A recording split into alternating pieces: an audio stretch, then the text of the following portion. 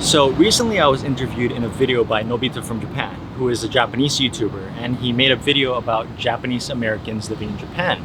So another person that was interviewed in the video was Chika, and she happened to reach out to me and said, "Are you down to do something together?" And I was like, "Yeah, sure, that sounds fun." So Chika is also a Japanese American, and for some of you who might not know what that means, it means that we are Japanese by blood, but because we are US citizens, we are Americans, straight up. And as you probably know, Americans can be very culturally different from one another.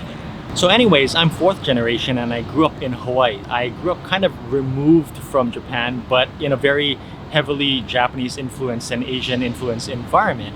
Chika, on the other hand, grew up in Florida, but she is second generation, so in a way she's probably really close to Japan in that sense, but grew up in a very non-Asian and non-Japanese influenced environment. So there's gonna be some differences there, and I'm gonna go and head over and meet up with her and have a discussion and talk about it. Let's go.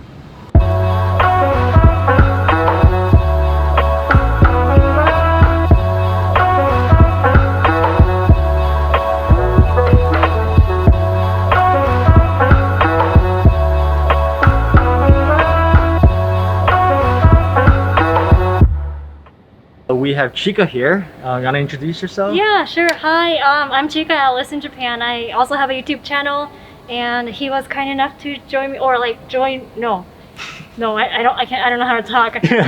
He was kind enough to do a collab with me today, so here I am joining him. Yeah. So we're gonna cover what it's like to grow up in America as a fourth generation Japanese American and a second generation. So gonna run through a list of questions here. Why did your family originally immigrate to the United States?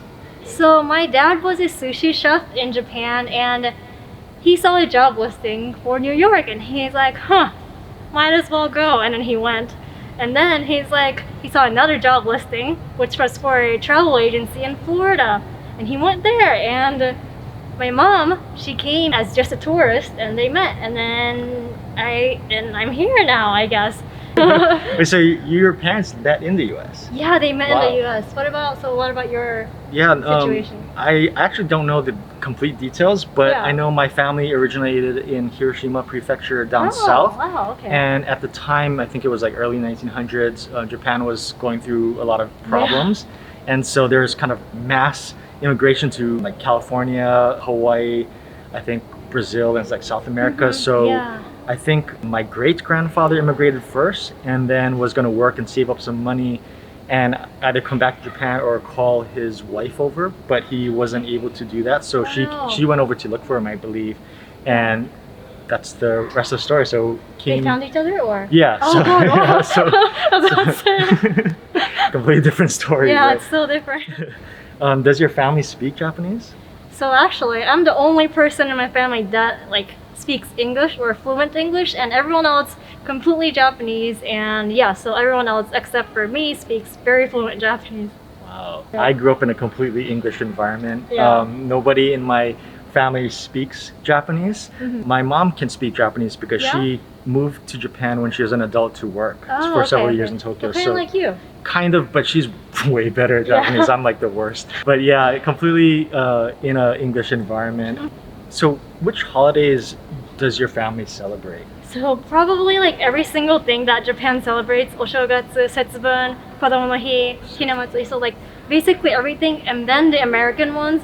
But the thing is, like American ones like Halloween and Christmas, it's like all over the town. But like everything that my family celebrates, it was just like a family thing with my parents. So I felt very like minuscule compared to like the everything else that was celebrated in the States. So it's kind of a mix of both. It's a mix of both, yeah, for the most part. I think for my family, we definitely did Oshogatsu, like New Yeah. Year's.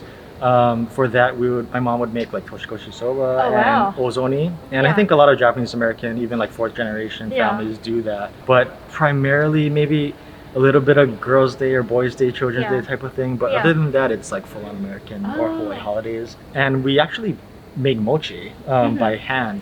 So Wow. my parents had a mochi machine. So my relatives have Uh-huh. the full-on stone bowl Uh-huh. with the mallet. Yeah. I don't even know what they're called, I but don't know either. but they'll do it by hand. Yeah. And my family does it by machine, but Yeah. some relatives come over and we like make mochi together. Uh-huh. So I think it's interesting because even though we're kind of removed from Japan, we still do these really traditional old school type of Yeah. Japanese stuff. What did you typically eat at home? I ate pretty much like Japanese home food, like nikujaga, maybe Japanese omelet, udon, kare, ramen, things like that. So pretty much Japanese all around. What No about American you? food at home, or Sometimes there'd be like a sandwich or a taco. no? We grew up definitely eating Japanese food because it's Yeah. such a part of the local cuisine in general. Yeah. But a lot of mixed food, Chinese influenced food. My parents Oh. both like to cook, so they'll cook things that never really had a name. It was just kind Oh. of like how they felt at the time. I think they would just cool. like put some spices in there. That means they're really good chefs. They are good, Wow. but there's no like specific recipe for Yeah, anything. yeah. But I mean, I eat natto. We eat natto growing up. Yeah. Like fried fish and Awesome. definitely white rice. In Hawaii, everybody White eats white sticky rice. rice? Yes. Or, oh, really? Yeah. Everyone in Hawaii eats white rice? Yes.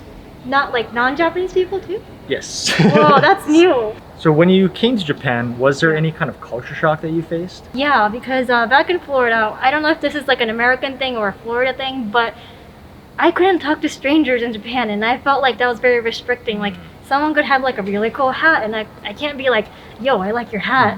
Like I would just come off like a weirdo, so I had to really like restrict myself. So that was kind of the culture shock.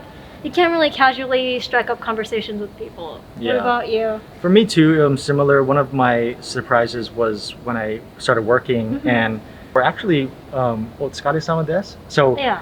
there's actually someone else saying that to me, but Yeah. I had the opposite reaction. I was like, I don't know you. So what are you saying to me? Because I didn't know the word or like what they're telling me. Yeah, So I was yeah. like, what? You know? Yeah. But yeah, not talking to strangers that you don't know, you can't even compliment them. Yeah, I right? know. What about any struggles growing up? Actually, yes, because my parents had no idea anything about the American school system. So I didn't know anything about prom or homecoming or valedictorian, and then like I'm like, you know, when I found out was when it was happening. So it was just like, oh crap, what do I do with all this? And no one really had the knowledge of my family. So I kind of had to like struggle my way through, like ask friends, ask older kids, but I kind of wish I had like family members that were there to like help me out on those kind of things. So yeah, definitely like school stuff I could have had more knowledge on. Did you have any kind of internal like arguments because like your school or your friends or peers would say, this is what we're gonna do, and you have to get permission from your parents? Were they ever like, why would you do that, or why are you doing that? Not really. My parents are pretty laid back, so they were like, as long as I'm healthy, like they didn't really care about my grades or anything of that sort. So they were like, yeah, as long as you bring a jacket if you're cold, but you can go anywhere, kind of thing. That was my parents. What That's about pretty you? good. Yeah, no real struggles because Hawaii, a lot of Asian influence, a lot of Yeah, Japanese yeah. Americans there. Yeah. So definitely none of that. My parents both knew the school system and how things worked, so it was pretty normal. Like I didn't really sense any difficulties or any struggles.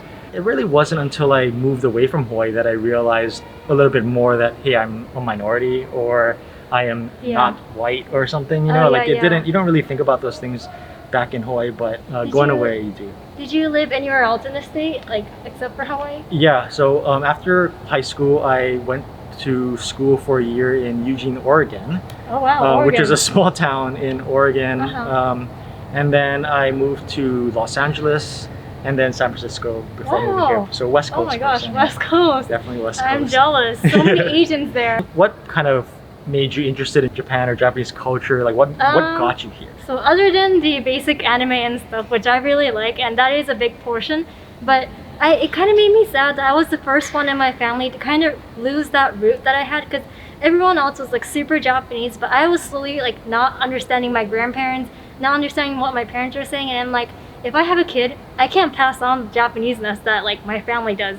So I'm like, if I have a kid, I want the kid to be in Japan, and then they can choose to like go to America or whatever the heck they want. So yeah, I want to give them the option, and I don't know if I'm gonna have kids or not, but yeah, that was kind of like the mindset that I had back then. I know, like you grew up very Japanese in a sense because that was your home life, but you want to soak in even more. Basically. What about you? I came here after high school actually on a trip with my friend, and blew me away. Like I was like, what? I just in Tokyo mostly because it's such a massive city, yet it's super clean. There's just a lot of energy, lights, everything. I didn't grow up on any anime, listened to a little bit of J-pop, but definitely not someone that was really into Japanese entertainment. But yeah, after that trip, I went to school on the West Coast, started working, and I always thought about, you know, living, what about Japan, you know? So it was kind of in the back of my head, and I was like, well, I have to do it now if I'm going to do it.